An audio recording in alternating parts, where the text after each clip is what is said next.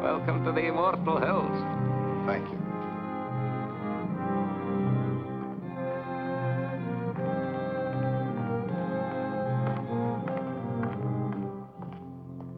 So, by way of making you feel right at home, Bobby. Mr. Chairman. Come along, sir. After you. This is your place now, you know.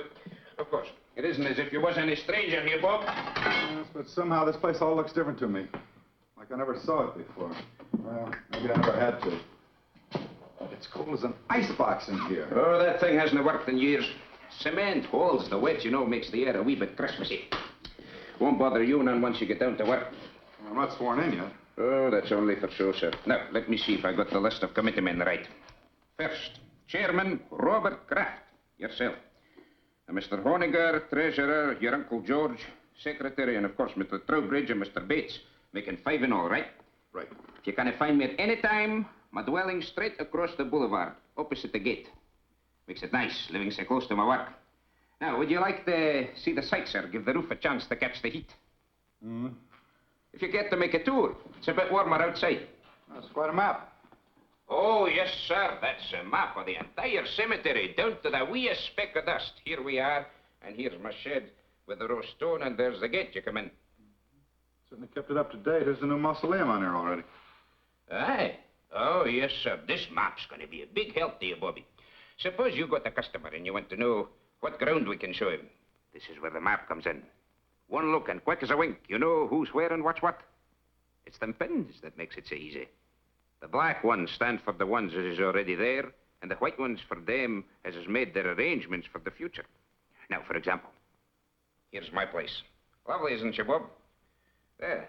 Sun in the morning, but gets those trees to give shade in the afternoon heat. McKee, you've been on this job now 40 years, right? Aye. Well, I guess the committee's right. It's high time we retired you. Nothing to worry about. Full pension. You draw the same check every month. I'm to be paid for nothing from now on. No, you're to be paid for 40 years of devotion. And that's something. Anyone in mind to replace you? Oh, I hadn't given it much thought, sir, but, there must be plenty of young and hard-muscled toffs would give the right teeth for my shoes. It's a lovely place to work. You're outside, near Mother Air. Well, let me know if you find somebody. Oh, I will. Yes, sir, that's quite a map.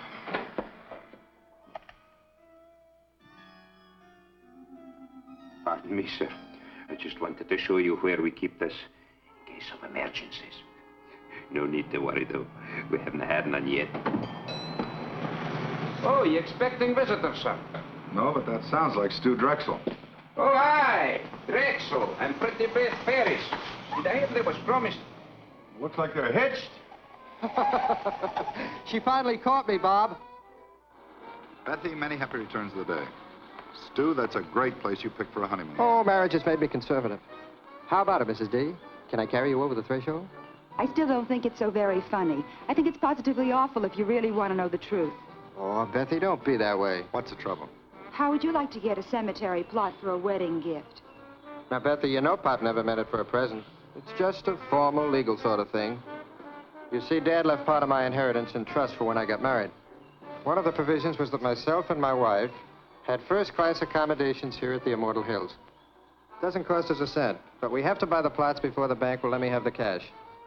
You know, Dad, he never did consider me much on responsibility. He was a very smart man. Oh, aye, that he was. And though a bonny bride should have her thoughts far from doom, it's a lucky girl whose father-in-law provides from the beyond for her future. Isn't he sweet? Thanks, Scotty. Bob, give us a couple near the old man, will you? And call up Owens at the bank in the morning so I can cash a check. I don't think it's funny at all.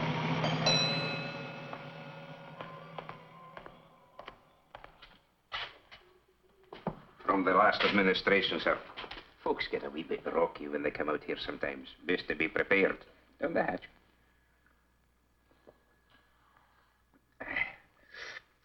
Thank you. Oh, over here. That's where the Drexel bunch is. Ah, it'll get so you'll love it out here, Bobby.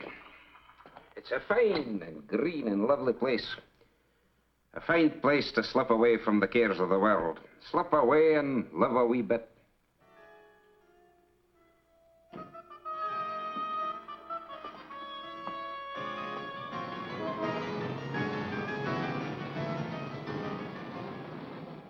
As retiring chairman of the Immortal Hills Cemetery Management Committee, George, I haven't got... it is now my very great pleasure to announce the appointment of Robert Kraft, president of Kraft's department. Now, George, don't shush me. You railroaded me into this. Now, wait a minute, Bob. It's your turn. Last year was his turn. The year before it was mine.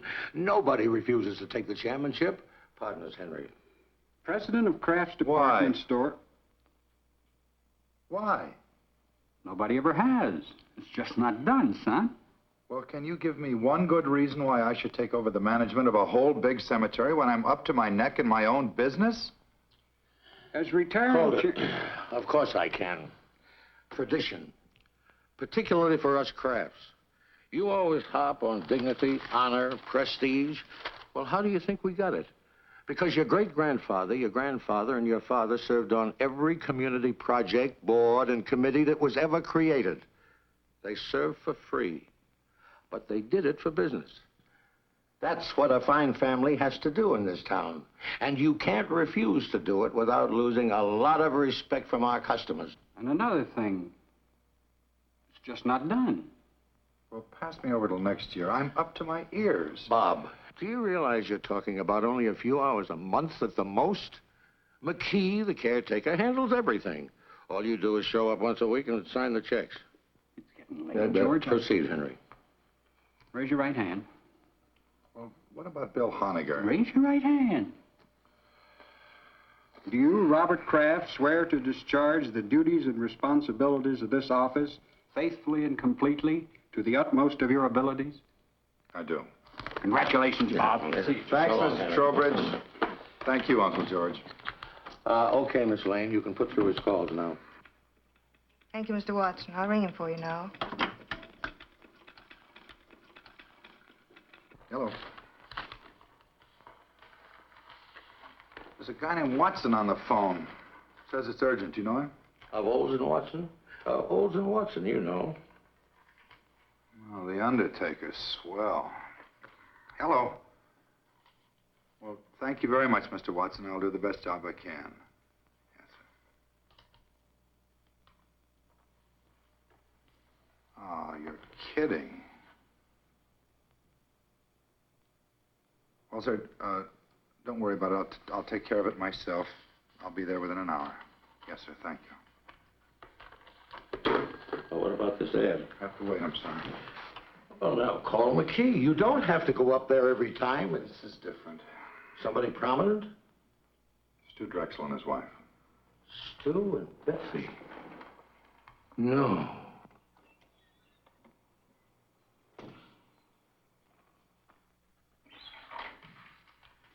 Hi. Hi, Jess. McKee, this is Mr. Jessup of the Milford Herald. Hi, Jessup. Oh, the west slope between the Pattersons and the Fenleys. What else is new? You were my big news for the day. Asked about plans for the coming year, Kraft revealed the Immortal Hills will install a drive-in bar to stimulate additional trade. I'm stuck with the obituary detail. Boy, it's cold in here. McKee, let's get that heat on that letter tomorrow. We better get ready for the interment. Aye, that'll be done, sir.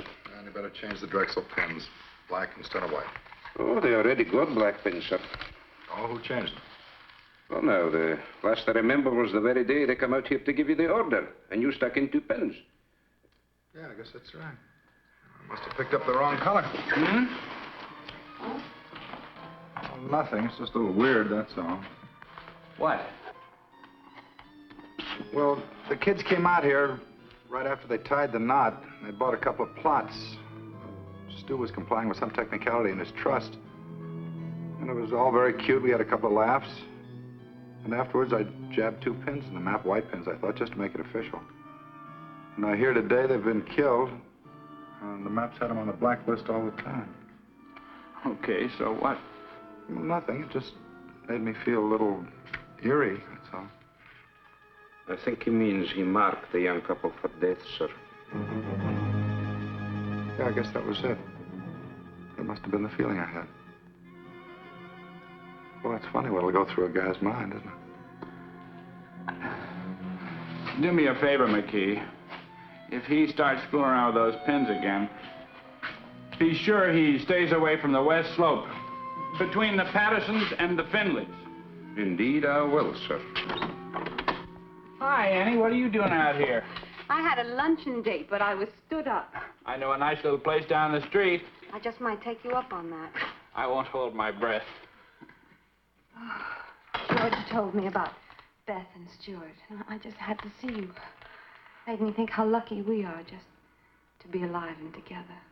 Oh, Ann, this is Mr. McKee. This is Miss Craig, my fiancée, Andy. How do you do? Miss, would you be wanting me for anything else, Bobby? No, thanks, Andy. Bob. What's wrong? Oh, nothing. I'm just a little depressed, that's all, but you'll take care of that. Ann, I kept wishing we could keep our appointment. Oh, rendezvous, if you don't mind. Your gray flannel is showing. Actually, do you know what made me turn around and come here instead of going home? Well, I was driving along, feeling rejected. And then all of a sudden, I saw you very clearly in my mind. Bob, it's just that you're too attractive. After all, president of a department store and in charge of the Immortal Hills. Irresistible. I saw you and I heard you. Lunchtime, Annie.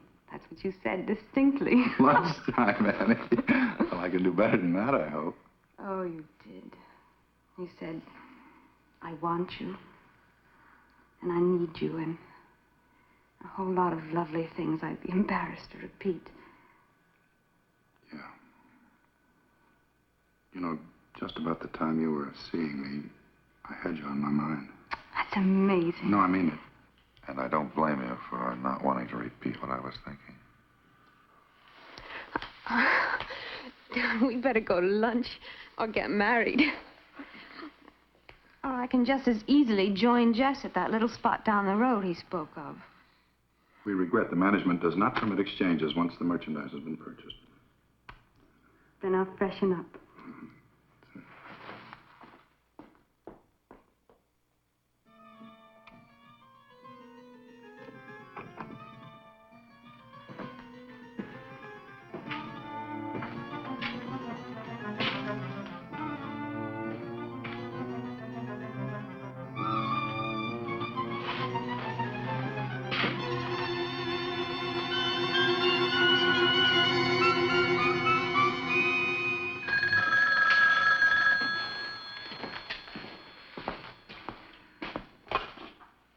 Immortal Hills Craft.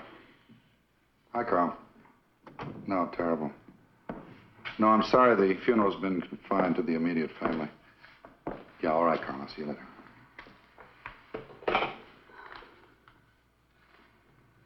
No, no.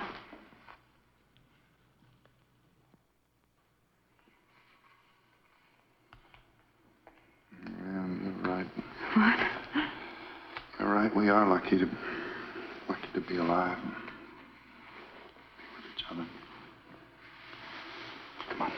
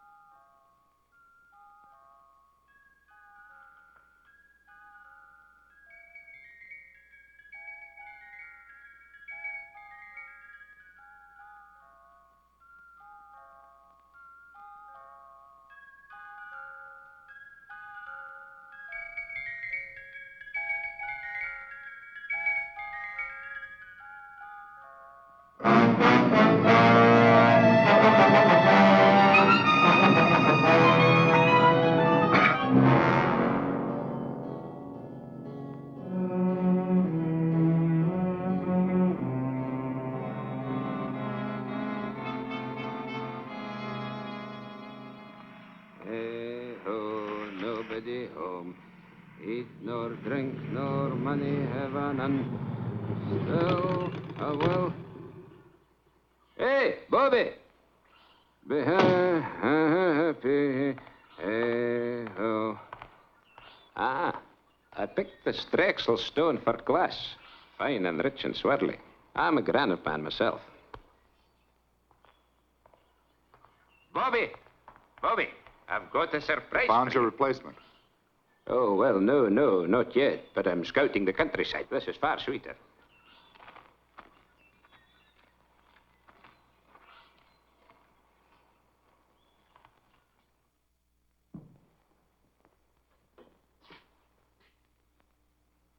This is what I call getting things done. Gee, you should have been an executive.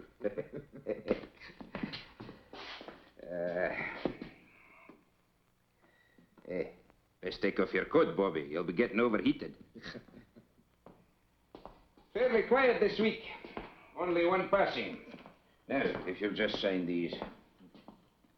Let's get rid of these flowers. Oh, aye, they smell a wee bit sickly. I was hoping to keep them for the burial this afternoon. We need much help? Oh, no, this is just an average funeral. They don't come like the Drexel doings every day, thank the Lord.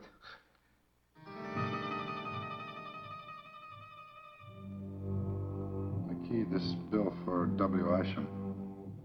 What's it for? Well, he's the lad for this afternoon, Bobby. Oh, no need to look so sad. Willisham was the same age lad as me. Oh, there's something I've been meaning to tell you. Mighty queer it strikes me, Bob. I went to the map just after we got the news. They changed Willisham's pin to black. It was already black. Looks like there might be something creepy up with that map. Changing pen colors without human assistance, no less. I changed Mr. Isham's pin, Andy. You... But, Bob, you haven't been here since he died. Jess, please. I know, I changed his pin before he died, not after. Jess, it's Bob Kraft. Can you come over here right away? No, I'm at the cemetery. That map's nothing but an old piece of paper hanging on the wall.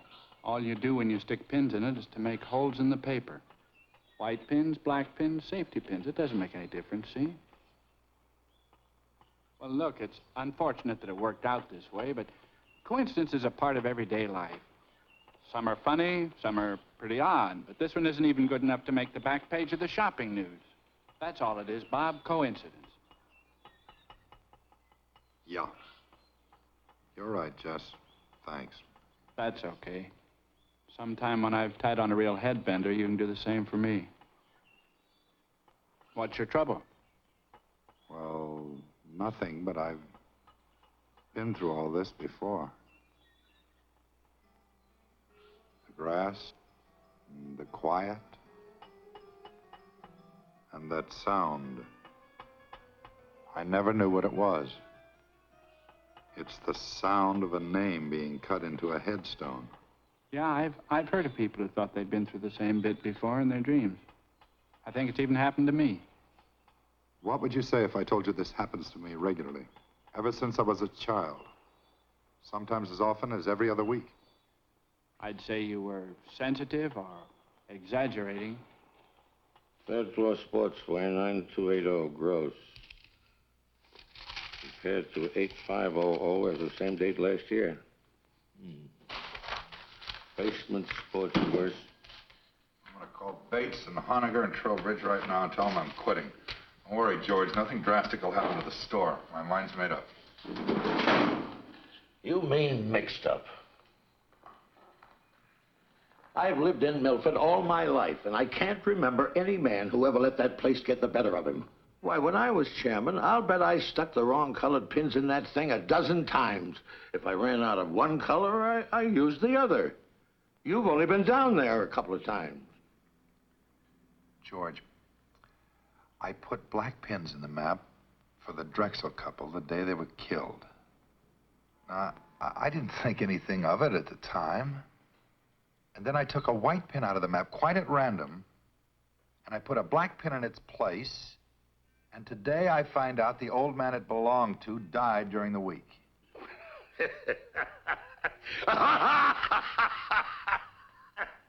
Bob, that's terrible. For heaven's sake, Bob, everybody loves a ghost story.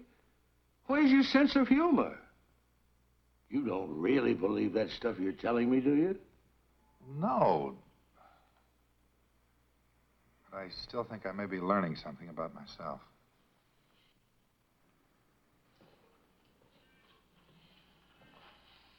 Where are you going? Oh, I think I'll just take a run out to the cemetery. What for? Sounds like it might be fun. After all, I've been trying to find some way to wipe out our competition for years. Good night, George.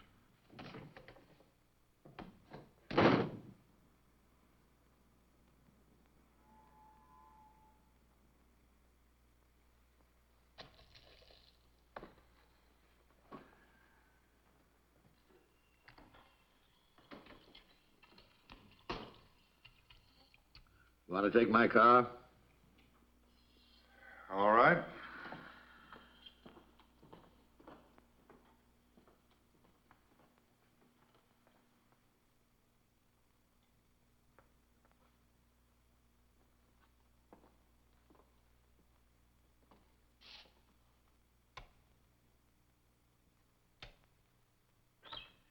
Won't be but a moment, sir. No, don't bother, McKee. I think I've got it.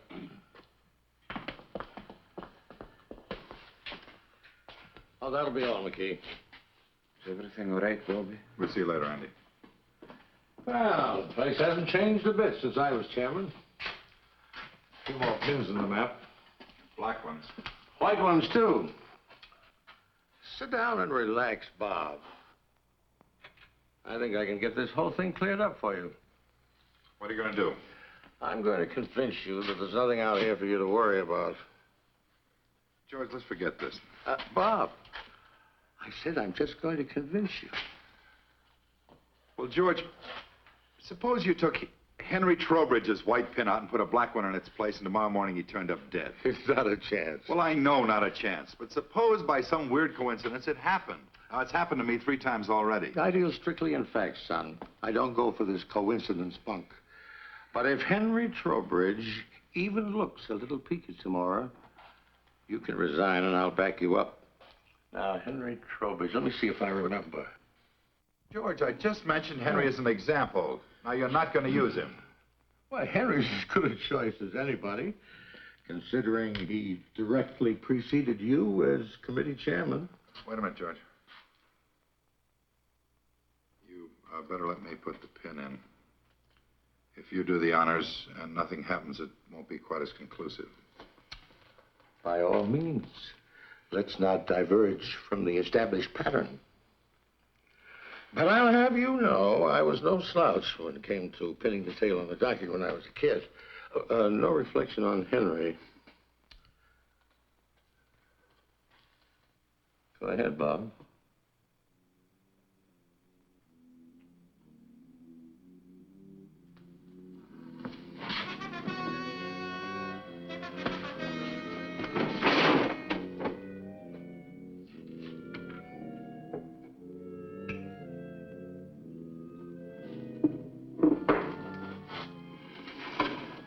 call Henry and tell him what we did. He'd only think we were kidding. No, he'd believe you. Then he'd call my physician, and he'd reserve a nice quiet room for me at Providence Hospital. Let's keep this quiet, my boy. Henry can't complain. After all, if his term had run a week or so longer, he might be having the willies instead of you.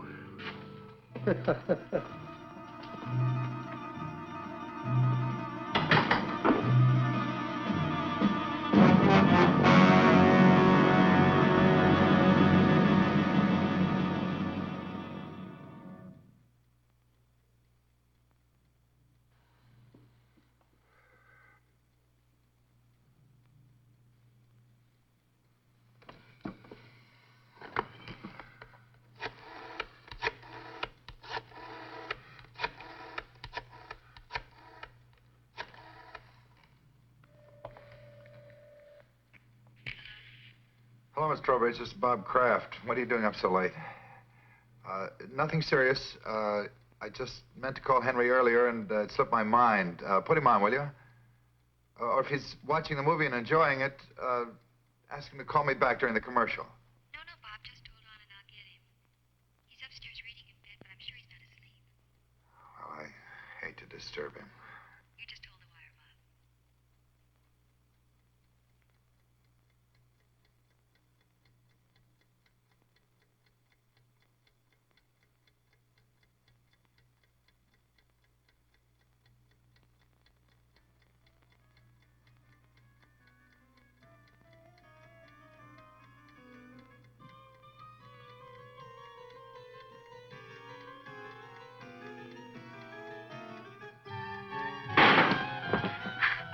Hello, Henry? He's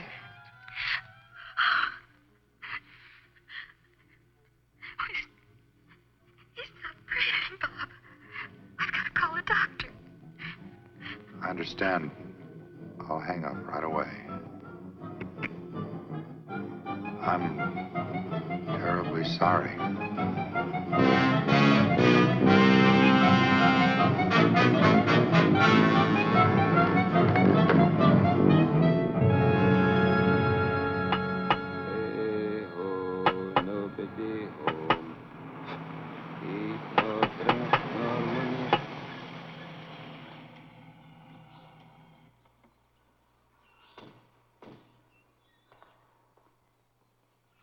Wait here. This won't take long. Morning. How do you do, sir?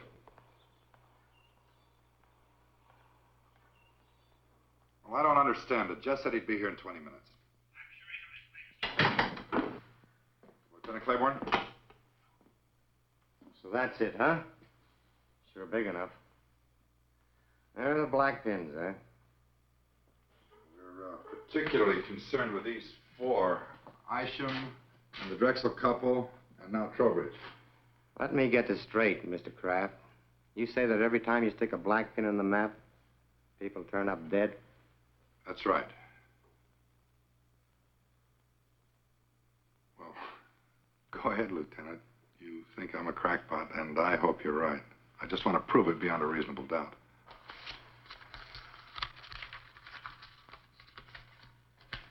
Stewart and Elizabeth Drexel, DOA, emergency receiving hospital, result of highway collision. William Isham, cause of death, cerebral hemorrhage. Henry Trowbridge, coronary thrombosis. Well, the rule is this. Where no evidence of homicide exists on initial investigation, the matter will be dropped. Investigated and found nothing. Sorry. Jessup? What's new, or should I say real? Nothing like murder, if that's what you're after. I'm sorry Bob saw fit to disturb you, Lieutenant. No harm done. What do you make of it, Jess? I keep telling him it's just coincidence. Yeah. If I were you, Mr. Kraft, I'd take a week or two off. Take it easy. You'll forget all about it. If you're going to use the story, kindly refrain from mentioning my name. I know. Lieutenant Claiborne, with an E on the end.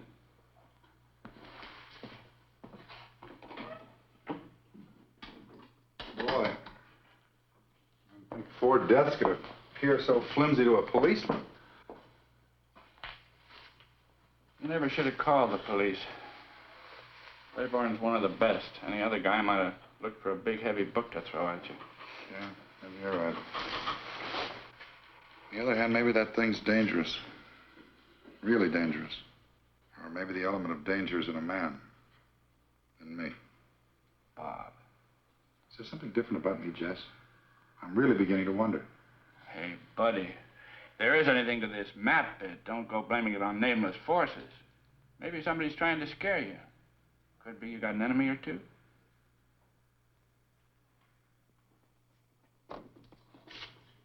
Somebody using your desk, George. He came in to keep me company, darling. That was very sweet of him.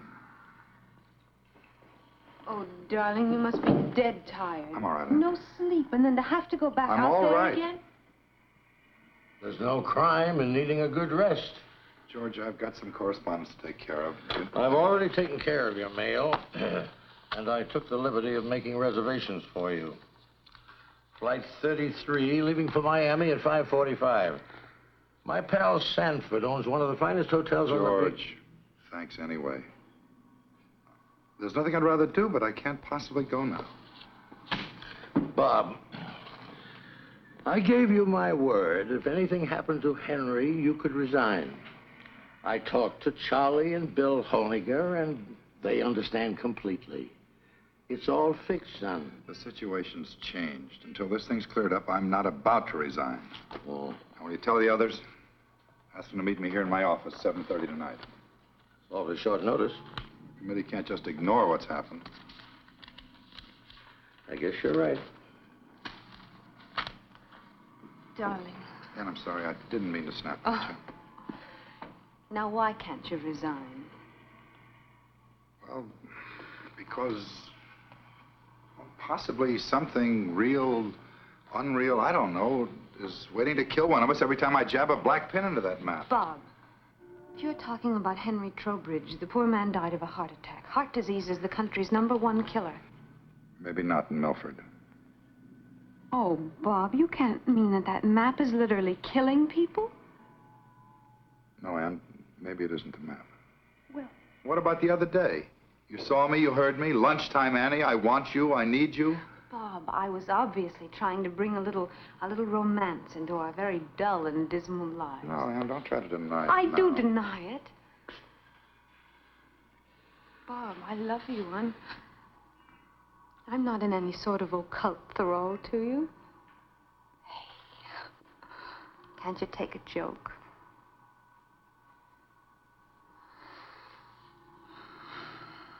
All right, then I was lying too. Does that bring you back to reality again?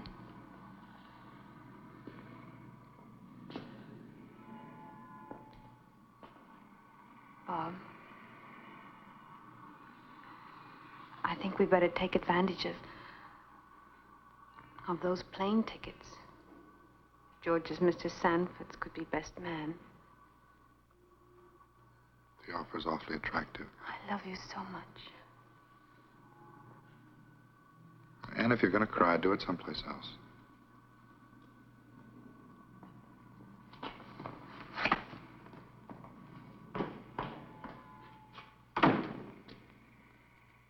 Now, Bob, it's real simple.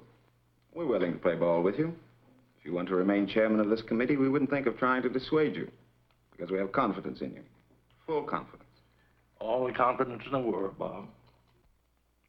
Now, all we want before we break this up is a promise from you, Mr. Chairman, that before you turn in tonight, you'll go out to the cemetery. Now, let me finish. You'll go out there and change my white pen to black.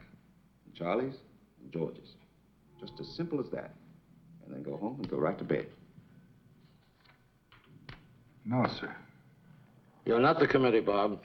You're only our chairman, with the duty to carry out the will of the majority.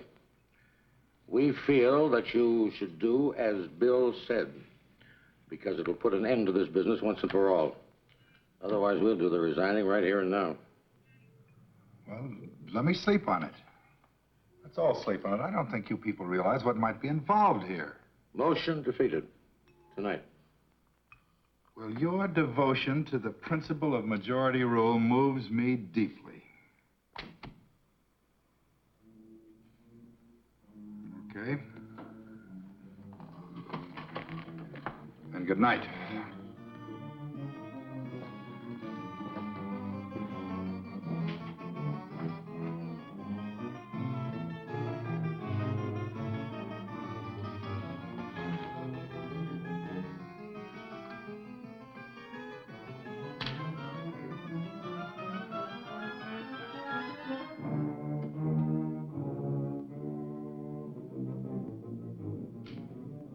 All right, Charlie.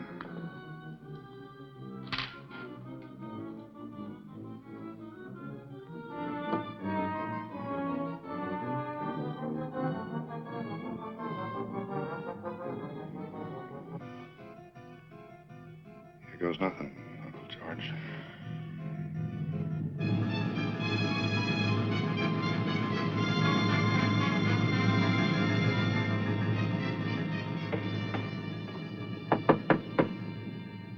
Who is it? It's me, Bobby. Open up.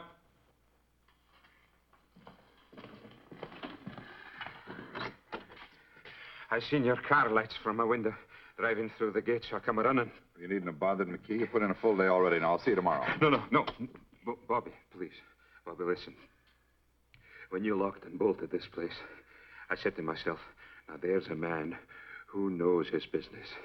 That's what I said. He may not know everything what's behind it, but he knows when a thing's to be fooled with and when it's to be left alone.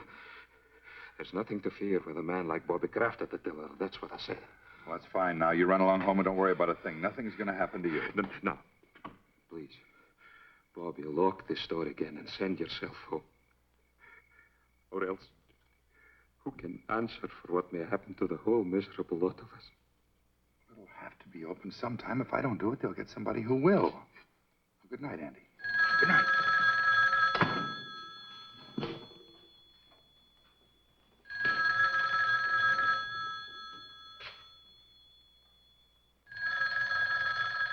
Andy, go home.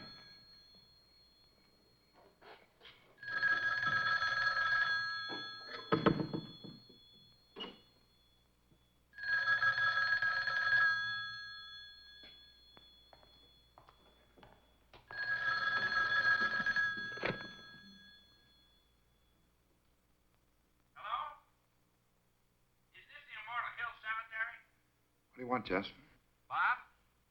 Why didn't you answer me? I've been looking all over town for you. I'm calling from your place now. What are you doing at the cottage again? Haven't you had enough for one day? Jess, I think I've done something terribly wrong. Hello, Pete. What are you talking about? Well, we had a meeting of the cemetery committee after closing tonight. Bill Honegger, Charlie Bates, and George, everybody. And they voted to make me come out here to the cemetery and stick black pins in the map for each of them. Just like it was some kid's nightmare. So I did it. Jess, there's a black pin in that map for Charlie Bates and Bill Honegger and George. And if anything happens to them, to any of them, it's my fault, nobody else's. Nothing's going to happen to them, Bob.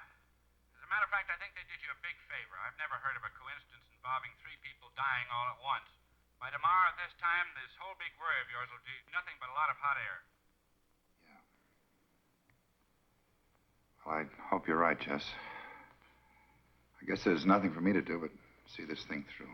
I think I'll check on him myself and see... Bob? Bob?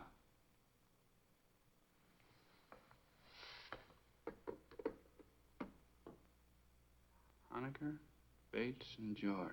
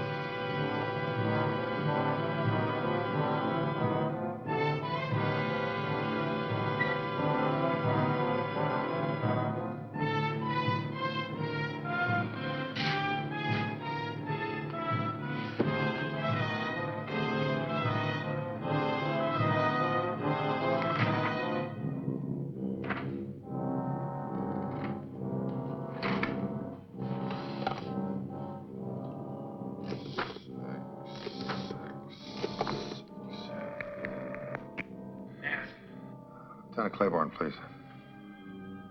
Homicide. This is homicide, Sergeant Greer. Lieutenant Claiborne, please. Not here. Here, take a message. Sergeant, this is Bob Kraft, Kraft's department store. Oh, sure. Oh, wait a second. Wait a second, I'll check. Mr. Kraft, are you calling on police matters or just something personal? Well, it's a little bit of both, Sergeant. Drive at Adams 1311. Thank you.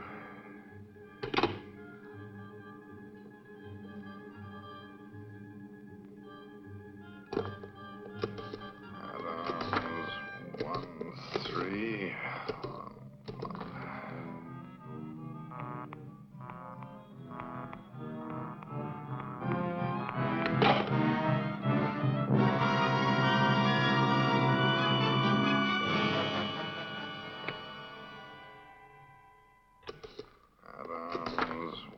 Adams 13.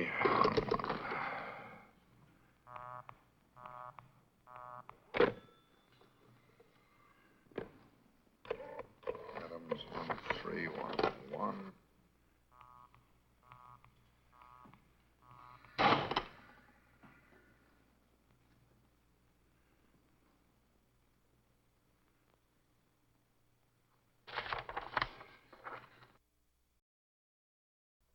Bill Honiger, Adams 1311. Adams 1.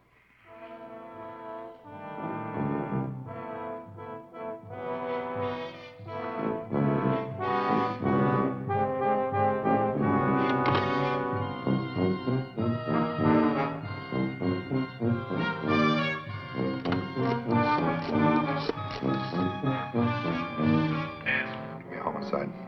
Yes, sir. Homicide. This is Bob Kraft speaking. I can't get through to that Adams number. Oh? Claiborne's at that number, and it's imperative that I speak to him right now. Well, sir, just a second, sir. I think he's reporting in on another line. They've been trying to get you, but your line's been busy. Hang up and I'll call you back right away.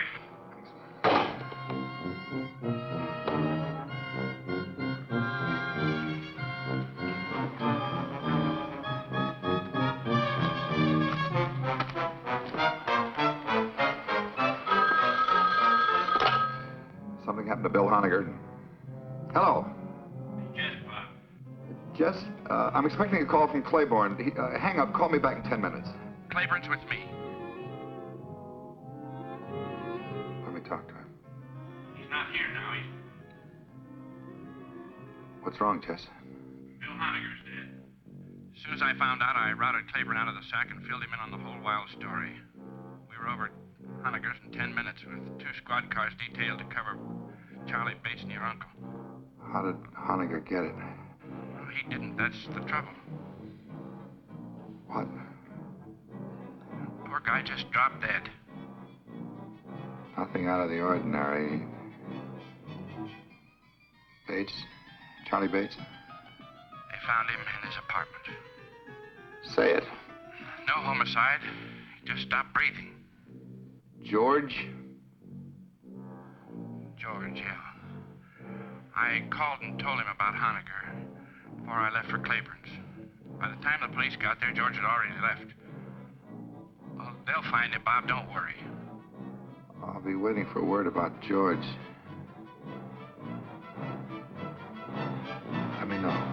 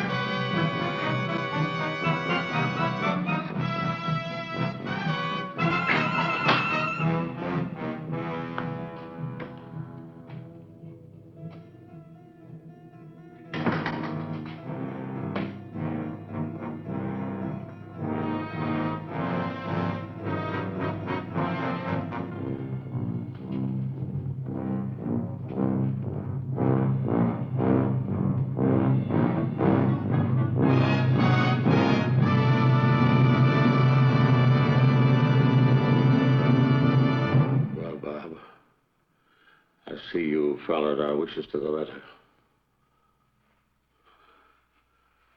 Come on. I'll drive you home before you catch pneumonia. You three men made a terrible contribution to this town tonight, whether you meant to or not. I'm not going anywhere, Uncle George. I'm staying right here. Well, I'll admit that what was Charlie and Bill going so suddenly. Charlie and Bill and Henry and Isham and Beth and Stu. Stop looking at the map. You're looking at it. I'm looking at you. We're both waiting, aren't we, Uncle George? Waiting to see if you escape. Escape dying? Nobody escapes that, my boy. The only question is how long. The only question is, does a man die in his own time or in the maps? So far, everyone's been forced to conform to its schedule.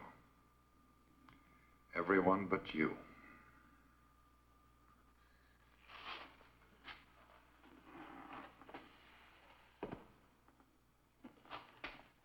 That puts me back on schedule. My own schedule. If it makes you feel any better.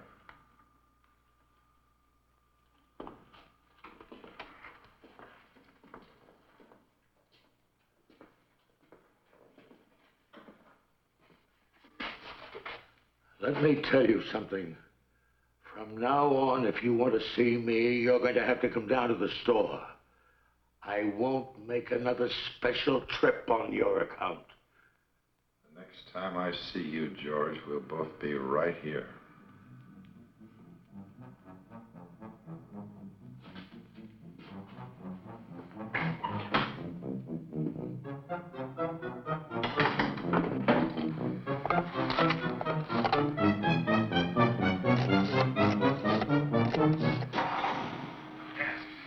Homicide.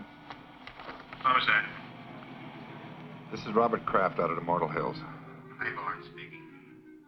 Lieutenant, my uncle just left here. I think under the circumstances, the least you can do is put a man on to watch over him, no matter how ridiculous the situation seems to you. Thanks a lot, Mr. Kraft. We'll take care of it right away. He's wearing an overcoat over his robe and pajamas. We put a description of the wire quite some time ago. And you do think there's danger? Sergeant Kraft, George F. driving east on Bunker Hill. Road from destination Manor Apartments, Big We'll have your uncle safe and sound in 10 minutes, Mr. Kraft. You'll hear from me.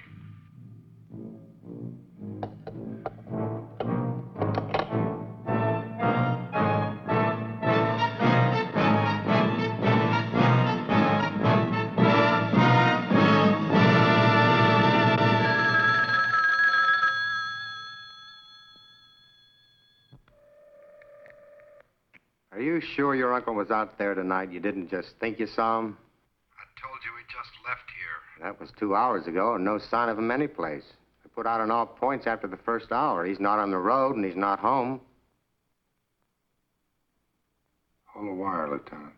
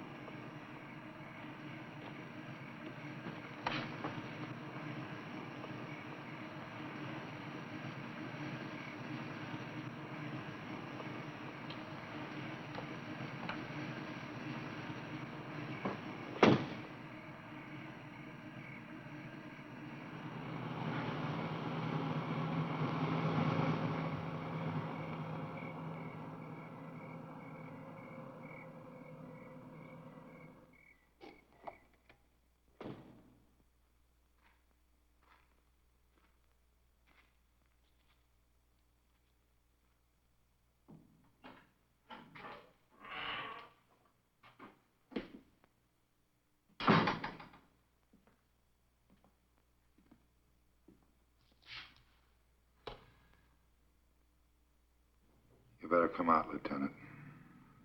He's still here.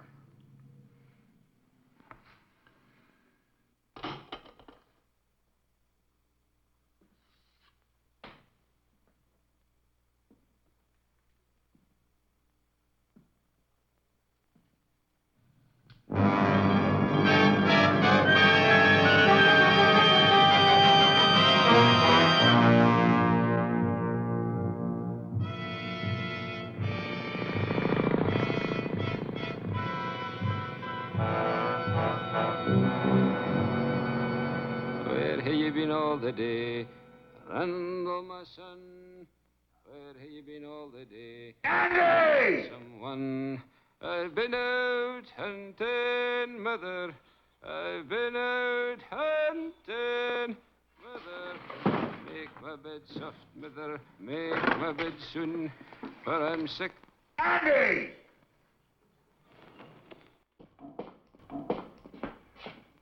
Key, I'm going to burn that stuff in the greenhouse if this heater doesn't work by tonight. Bobby, it took a whole lifetime of collecting for me to get the whole caboodle here. And see here, you haven't even touched your food. Man, you got to eat if you want to keep above the ground.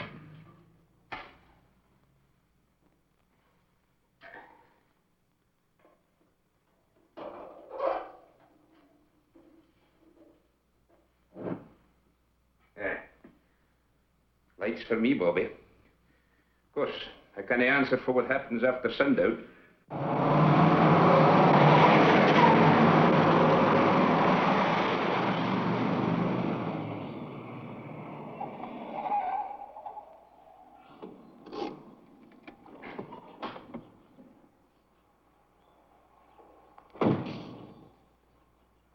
Better wait in the car.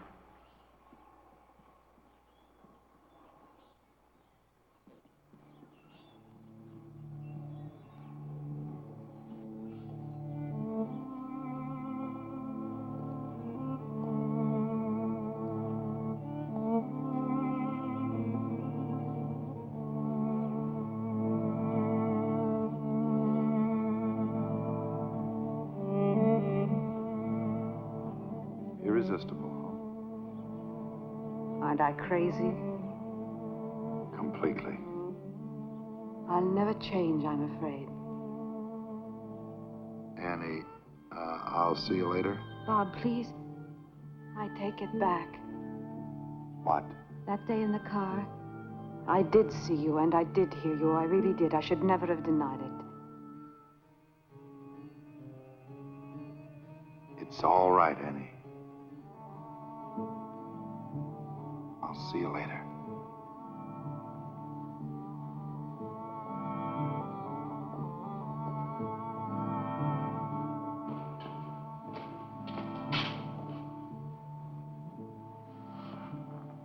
You've a party named Jacob Mittel someplace on the map? M-I-T-T-E-L. William Porter? Sure. You know him? Yeah. We contact the French designers through Middle. Matter of fact, he's in Paris now. Better strike him out. Jenny? Go ahead.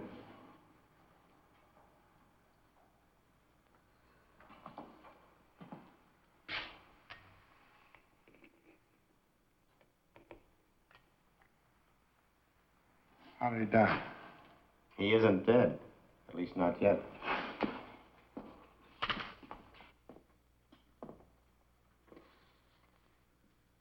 I know what you're thinking, Mr. Kraft. You're thinking that we tricked you into killing Jacob Mittel. Well, you're 100% right, so try to relax, huh? This one's on the police.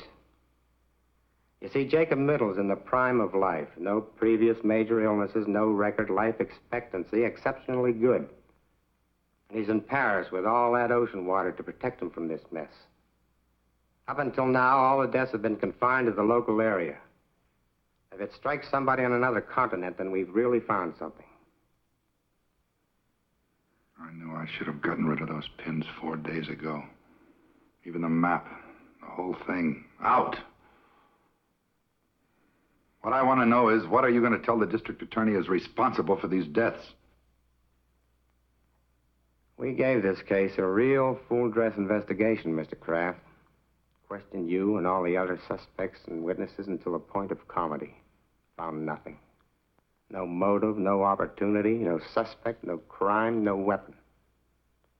Except 7 pins went in. And the 7 people died. Not 1, 7. Who put in those pins? You did. All 7. Other chairmen and so on have been putting pins in that map for years, and nothing happened. But with me, it isn't impossible for a certain kind of man to be endowed with powers that nobody'd ever dream he could have. A lot of scientists claim that. Maps and pins can't kill alone. The power of a human brain has to be behind them. Like in the Indies, I guess, those voodoo dolls you hear about. Witch doctor sticks pins in the thing until the guy in question is jinxed into dying. Of course, I know he didn't mean to kill anybody.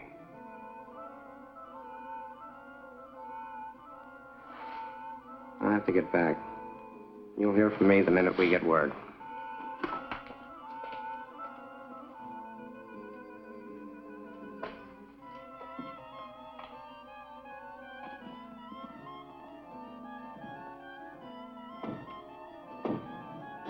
I think I'd best be running along, too.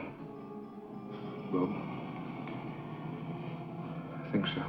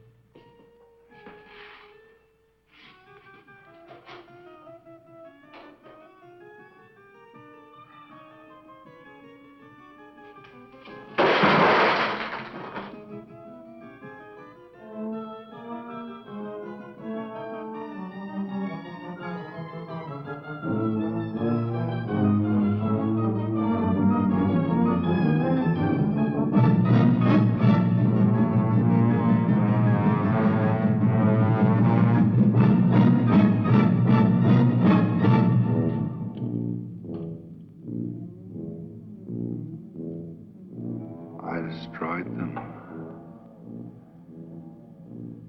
Something in me killed them. Something in me.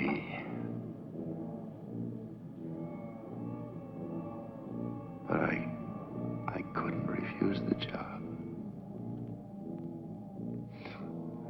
Not a man with my reasoning power.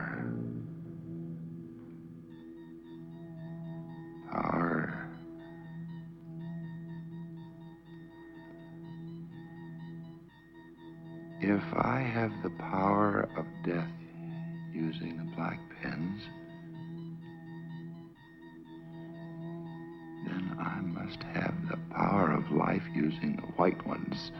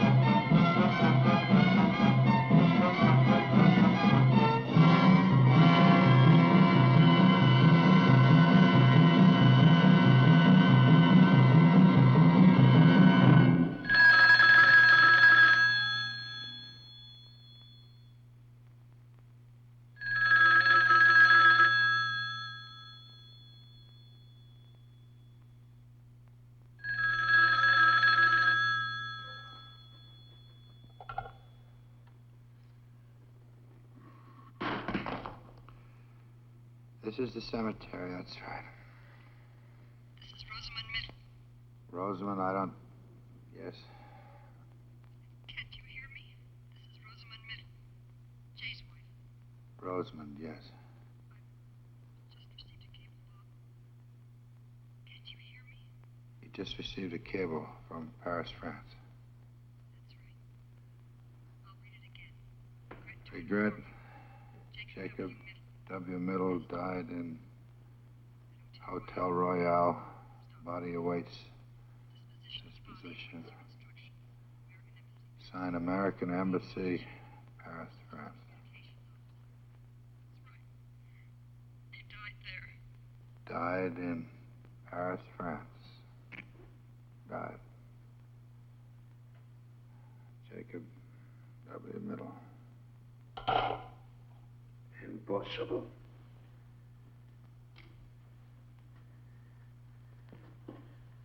Impossible. He cannot be dead.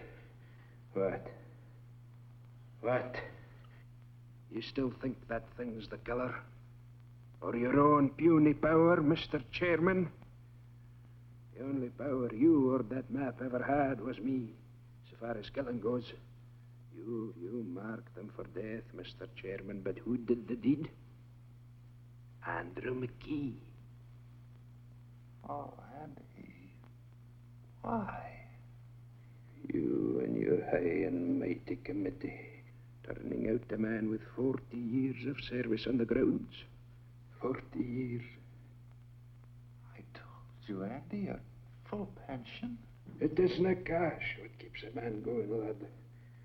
What keeps his feet on the ground and keeps him on the job till the Lord makes him quit. The Lord, but nobody else.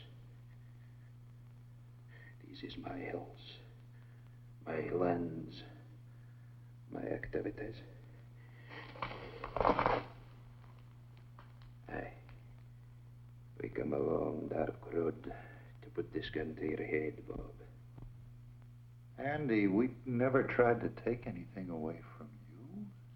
Aye, I made sure of that. I snuck up on each one of them in turn when they was alone and held them fast like so until they went. Aye, even big old George, your uncle, left as easy as a baby. Middle.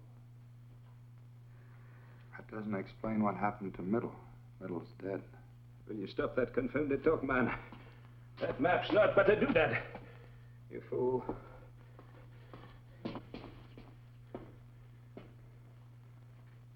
There is nothing to fear here.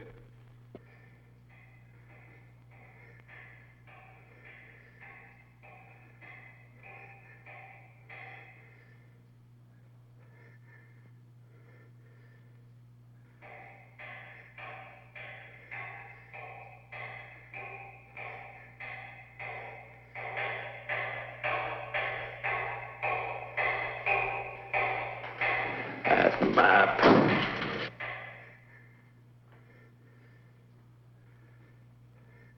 Andy, talk about something else, quick. It's important.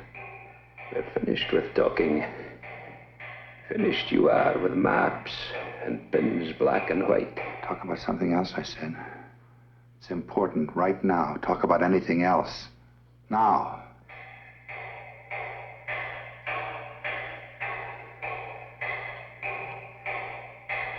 Why? Because I caused you to kill those people. Andy, you better get this straight right now. You heard that lieutenant. It's possible for some people to have things inside them that make other things happen.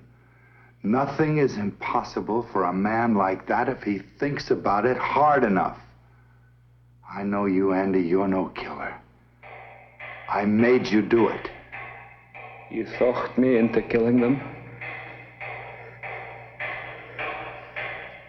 Then they could all be back.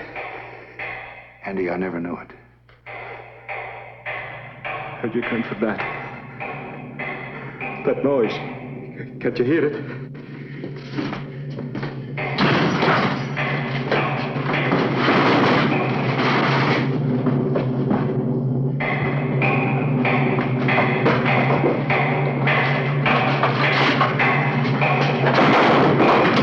Andy.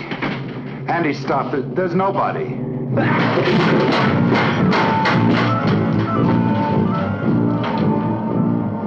They could all be back. They could all be back. Stop.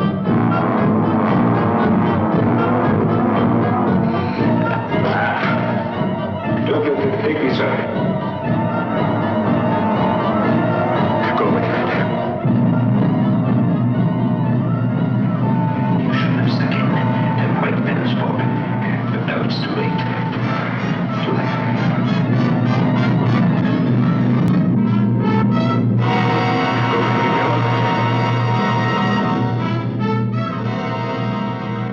Little fight. Give me all the fight. Not the Andrex. Go away. Go away and leave me alone. Go away. Go. Save me, Bobby.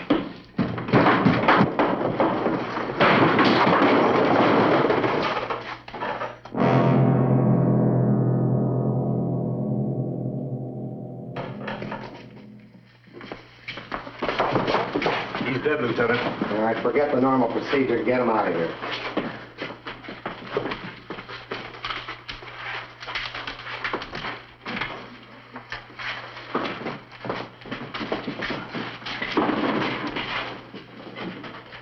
Exhibit A. He really didn't need it. They died of fright first, just like he did. You're forgetting about those 7 trips to the mausoleum, Lieutenant.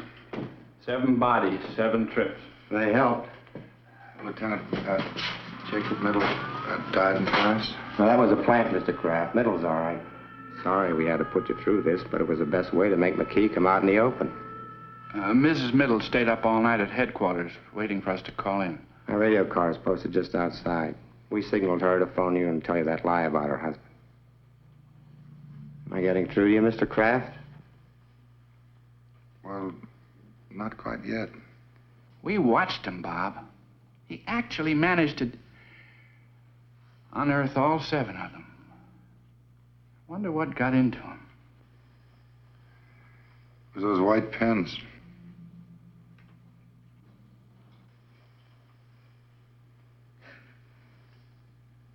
It was.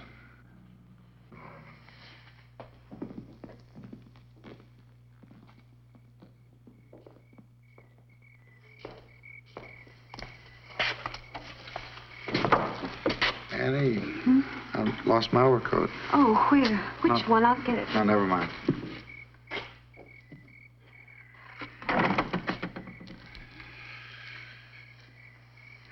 I think I can find it myself.